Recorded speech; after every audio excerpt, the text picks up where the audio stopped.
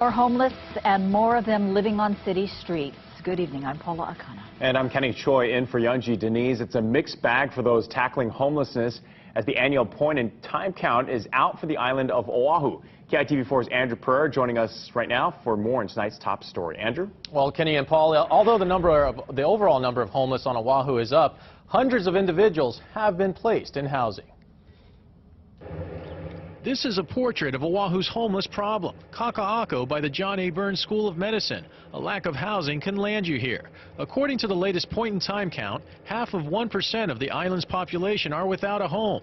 That translates into 4,903 homeless individuals on Oahu, a 4% increase. And of those, 1,939 are unsheltered, or 40% of the entire homeless population. The city has an answer for critics who say more needs to be done. So my question is, if we hadn't started these programs, if we hadn't started these initiatives, what would the situation look like today? In fact, since last July, the Institute of Human Services has found housing for more than 1,200 people on Oahu. Much of that was done through financial support from the state and the city. IHS shelters are improving thanks to donated furniture from the hotel industry. We have new hotel beds, bed bug covers, new pillows, new sheets, new blankets, brand new paint. We got rid of all the wood with the bed bugs. So, we're definitely making our efforts to do our kuleana to make this an attractive place for unsheltered families and individuals. The point-in-time count shows singles make up 2,563 of the homeless on Oahu, an increase of 8.7%.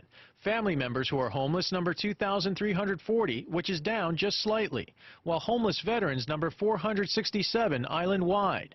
For the past several years, the state and city's Housing First programs have focused on the chronically homeless, defined as those who have lived on the streets for more than a year or are plagued by drug and alcohol abuse or mental illness.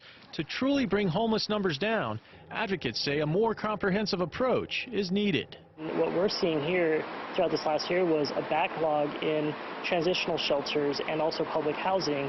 And so naturally, we are also seeing that increase in homeless families unsheltered because they're not able to go through the system quicker. What we need to do is be able to work with our private landowners, developers, to provide more affordable housing. If we're able to do that, then we'll be able to really see changes in the number going downwards instead of a tick up. Now, the city has set aside about $45 million in the current fiscal year for homeless programs. However, $32 million of that amount is for capital improvement, which means actually building new facilities. So far, that money is still in the planning stage. Paula, back to you.